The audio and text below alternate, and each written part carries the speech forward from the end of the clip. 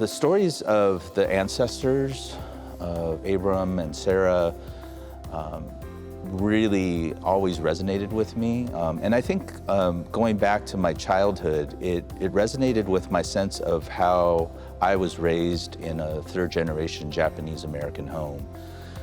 There's so much about your connection to your ancestors and the stories that your ancestors told you, and how meaningful they were in terms of how that shaped who you are.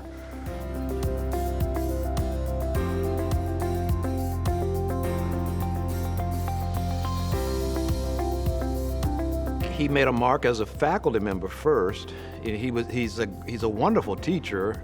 He seemed to have connected very well with the students. The work that he was doing in his own research was important for the larger scholarly community and also, I think, for the church. I was able to bring my own perspectives from being a third-generation Asian American and my experience of growing up in the United States as someone of Asian descent, and began to see these themes in the biblical texts that I think become very apparent when you foreground that experience.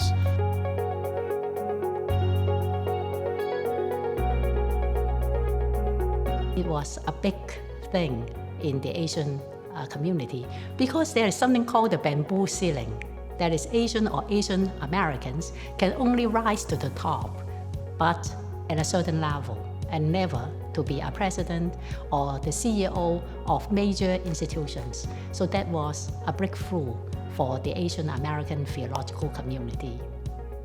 His time as a president, I think he was able to create and craft a vision for the school that expanded its denominational and cultural horizons, so that McCormick began to fulfill the wonderful destiny of being an inner city theological school.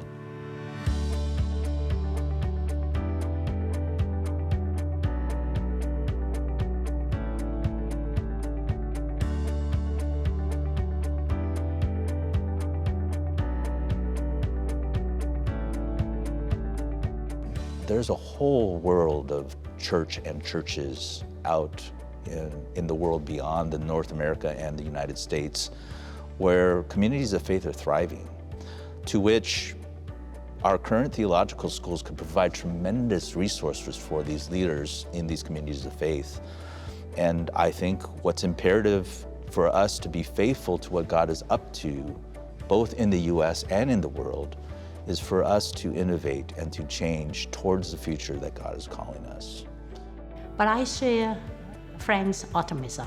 We need to be forward-looking.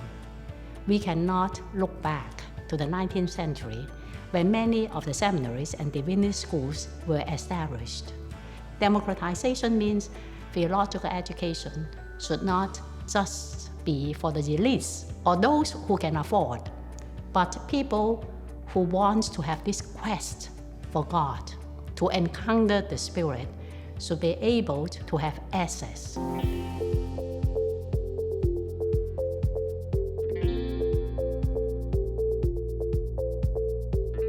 We underwent a 2-year process of listening, and then from that feedback, we heard from the schools what it is that they needed from these new standards. We went from over 100 to 18 pages of standards. It was quite a feat. It was a once-in-a-generation vote, and thanks be to God, it was passed 198 to 1.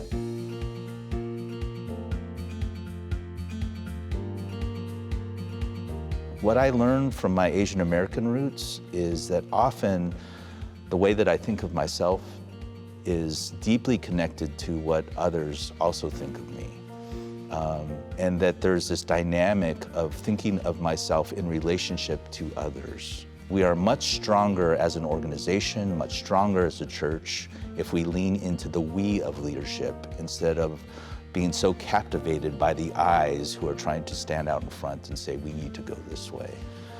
I think his legacy will be in transformational leadership in theological education. People will see how he was able to mobilize the resources at ATS to serve the wider needs of theological education in North America, and not only in North America, but also globally. As a transformative leader, he's charismatic, very articulate, sociable, and humorous. And then people want to work with him and support him. So he has many, many gifts.